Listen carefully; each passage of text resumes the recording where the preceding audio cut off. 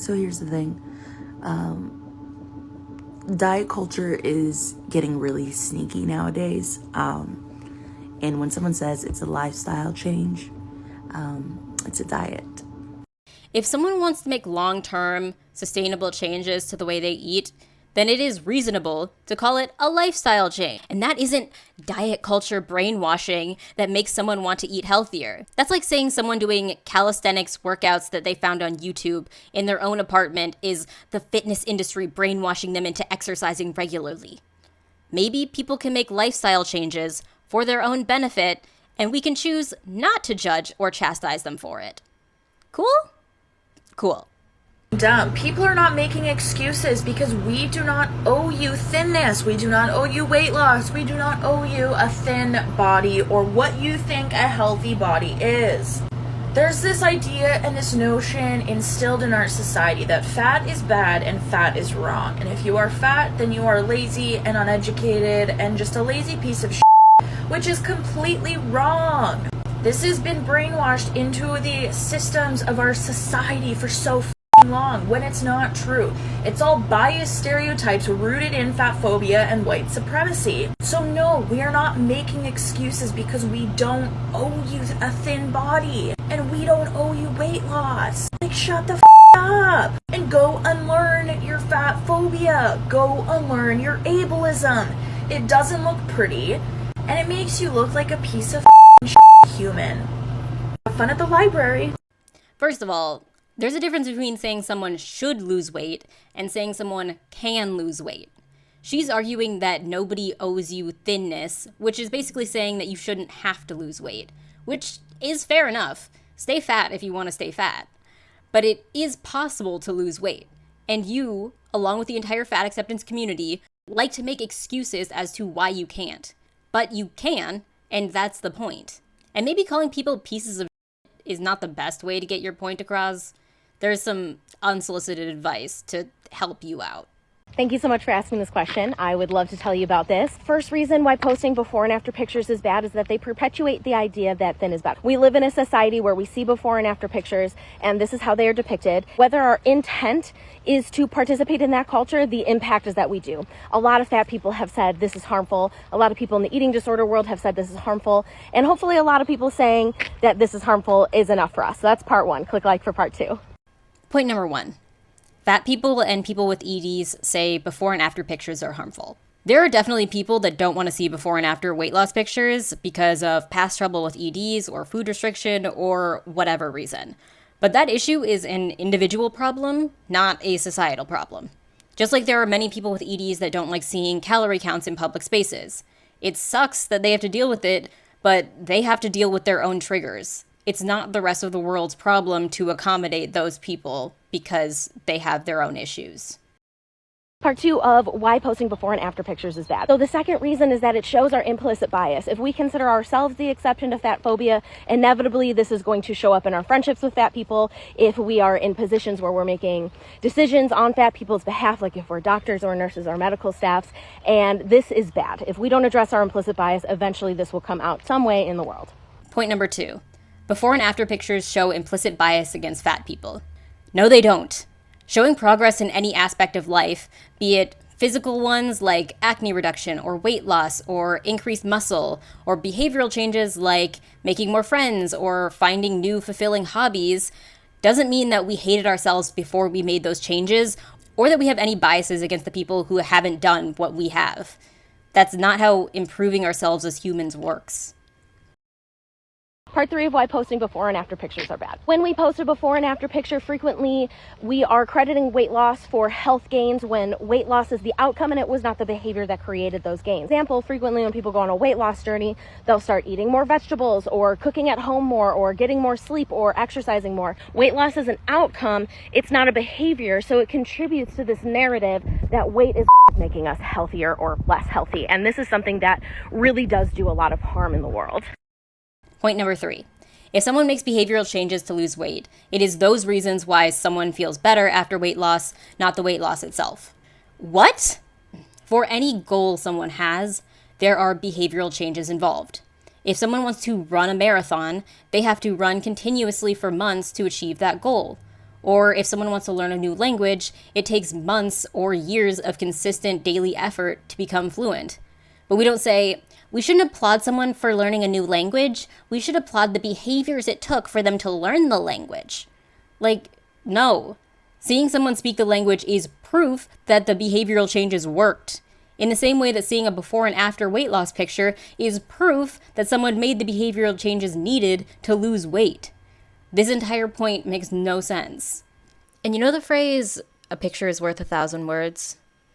Well, they can also sum up 1,000 hours. And that's exactly what a before and after picture does.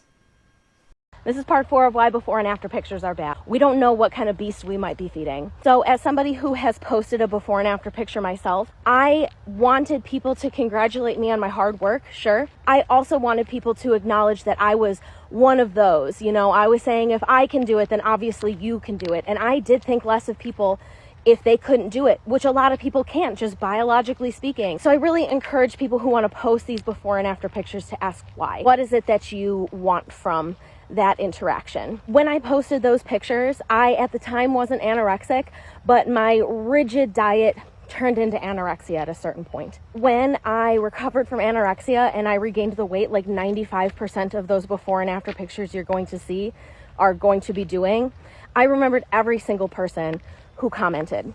And I knew that they were observing my body and that they had noticed that I was larger, and I felt like I was less worthy to them. So know that that person, 95% chance that by 2 to 5 years, they are going to be back to the size body that they were when they started, and probably larger. So we don't want to reinforce to these people or have it reinforced to ourselves that we're more worthy at that size, when that size is just not something that most of us can maintain. Point number 4. Most people in before and after pictures will gain the weight back. So posting these types of progress pictures is useless because most of them will regress. This is such a bad way to see any type of progress in life. First of all, the 95% of diets fail number has never been proven in modern studies.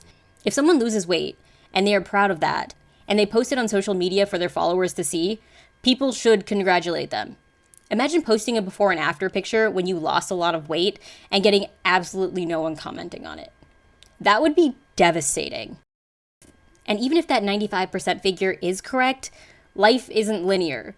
Most people will try many times to lose weight before they learn the sustainable, healthy habits they need to sustain it.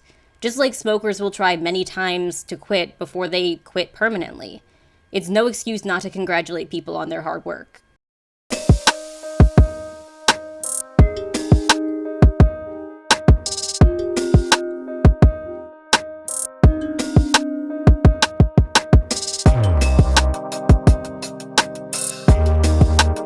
I don't disagree that much with the idea behind this video. People should try to live their fullest lives at whatever size they are. However, if you are obese and you give up on losing weight and you feel better about not having to ever actively change your diet again, you are just sticking your head in the sand and pretending the health risks of your size won't come back to bite you in the ass.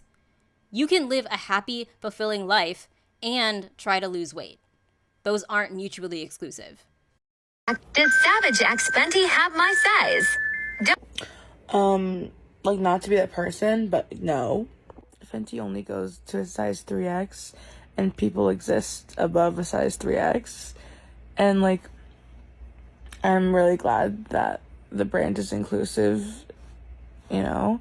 But, like, don't pretend like every single person fits in your clothes, because there is a huge demographic of people that don't. And I'm really tired of people claiming that they're inclusive when their brand stops at a fucking size 24. Like, other fat people also want to be included. And, like, what does it say about you if you think that, like, the world just stops at that size? Like, there are people who are larger than a 3X. And, like, it's just, like, what? Like, again, fine, like, you don't have to make clothes for everyone, but don't pretend like you are, like, doing this big sacrifice and being so supportive of all these people when, like, first of all, your brand had a scandal about making the plus size clothes in completely different styles, And then on top of that, also only going up to a size 3X. Like, I love Rihanna as much as the next person, but it's really frustrating when brands continue to say that they are inclusive, when in reality, they are only inclusive enough to claim that title. And just, like, it's just for people they deem acceptable, not for the rest of us. A 3X is a size 24. That is, I mean, it's a decent range, but it is not this, like, amazing inclusive brand. Like, that is, like, it's the bare minimum of inclusion. And it's just so frustrating. It's so annoying to continue hearing people, like, claim inclusivity when they only include fat people that are, like, acceptable to them. Like, fat people above that size exist. Like, if you want to be inclusive, and if not, just be a brand. Like, nobody's forcing you to make clothes for fat people, but don't claim that you care about us when, like, you're just doing what's easy. I don't know. And it's just so frustrating being a plus size person and constantly to hear about a brand, be recommended a brand that does not make clothing for you. Okay, let's not pretend like every inclusive brand can fit every single person. I don't think anyone has said that.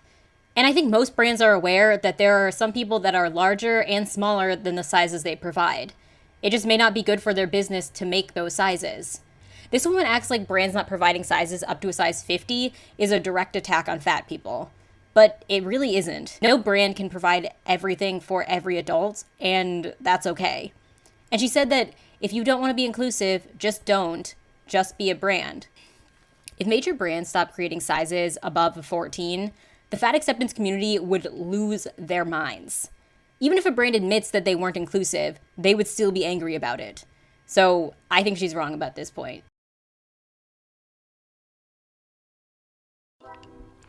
Hey everyone, thanks for watching.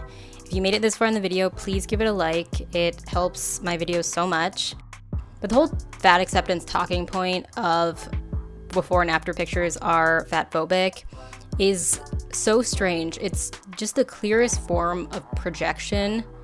Being angry at anyone for a progress photo of any kind is obviously projection. You can hide it behind as many buzzwords you want about beauty standards or whatever, but it's just you being insecure about your own body. And the fact that there's so many people saying this, I mean, it's a loud minority in the body positivity movement, but still there's way too many people saying it, and I just can't understand how they think it makes sense. But yeah, thanks for watching, and I'll see you in the next video.